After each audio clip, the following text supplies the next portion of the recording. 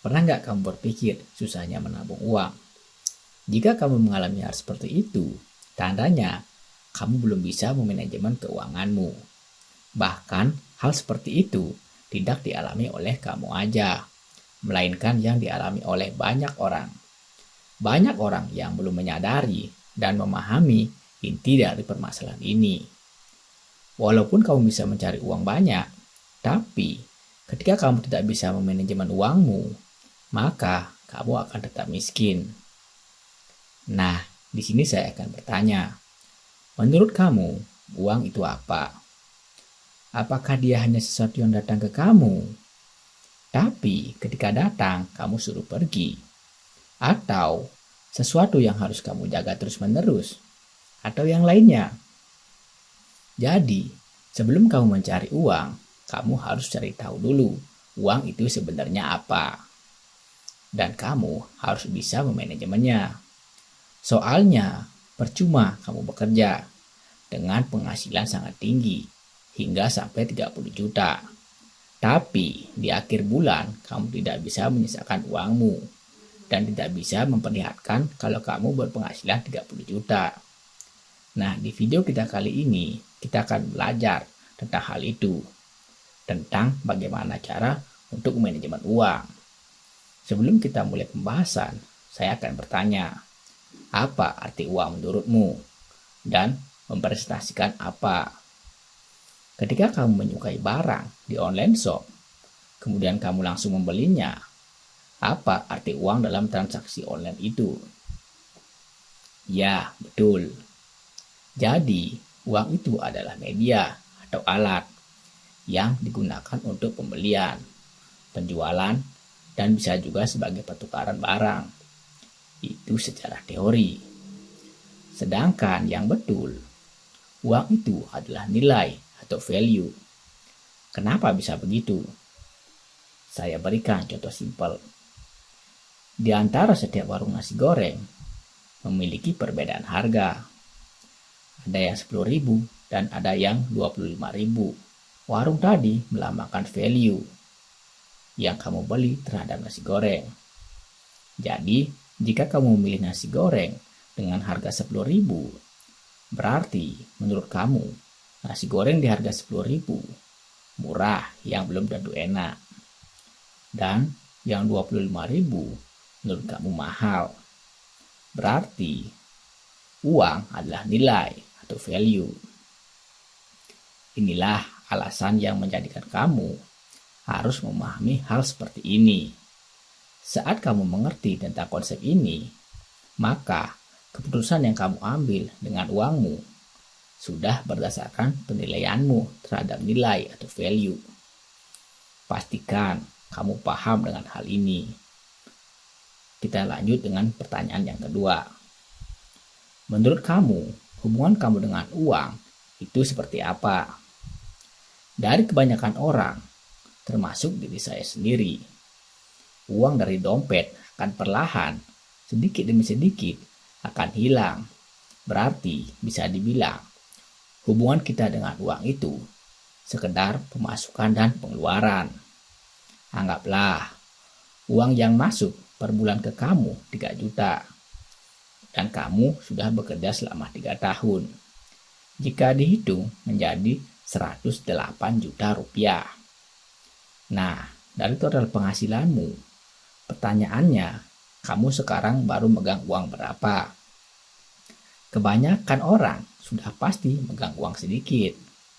Malah ada juga yang sampai gali lubang tutup lubang. Berarti permasalahannya ada pada konsumsimu. Jika keadaanmu seperti yang saya katakan tadi, berarti permasalahan sudah ada pada konsumsimu. Yang berarti sebelum kamu belajar untuk mencari uang, kamu harus belajar mengontrol konsumsi dan pengeluaranmu. Jangan sampai kamu memilih lifestyle yang berlebihan. Sudah ada nasi goreng 10.000 dan 25.000, kamu malah memilih yang di harga 100.000. Apalagi kamu malah terhasut ikut-ikutan judi yang sampai menghabiskan gaji kamu. Awal bulan uang masuk full 3 juta. Hari kedua sudah sisa 2 juta. Dan hari ketiga tinggal sisa 1 juta. Dan itu harus dicukupkan selama sebulan dan akan begitu terus bahkan bertahun-tahun atau bahkan sampai seumur hidup. Sedangkan resiko dalam hidup akan bertambah. Pastikan kamu akan mengalami lelah dan jatuh sakit. Bahkan bisa sampai kehilangan pekerjaan. Kalau sudah begitu, hal apa yang harus kamu lakukan?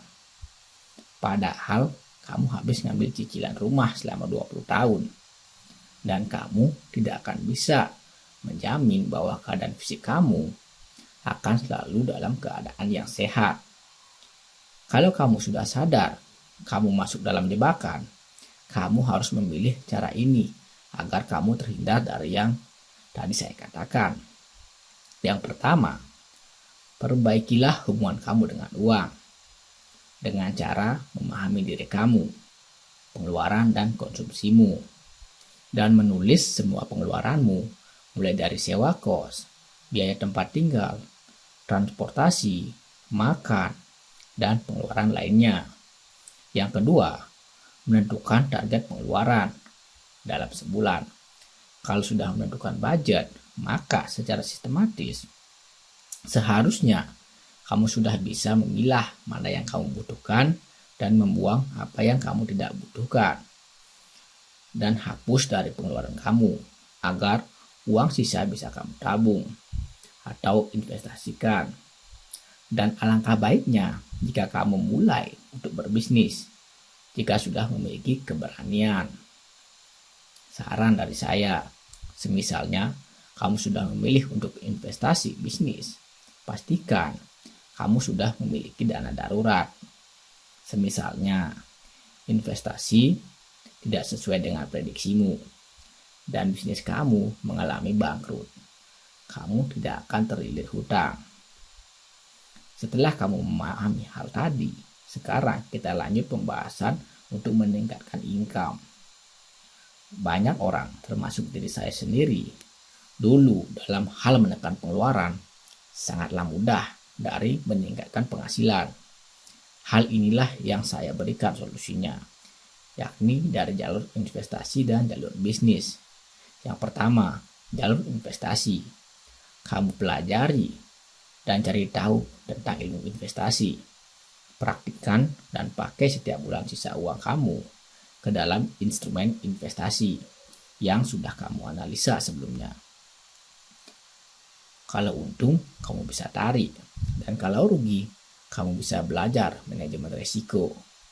Cara ini sangat mudah dan bisa dilakukan oleh siapapun, asalkan sudah ada niat dari diri sendiri. Yang kedua, dari jalur bisnis. Kamu pahami market dan cari apa yang dibutuhkan market.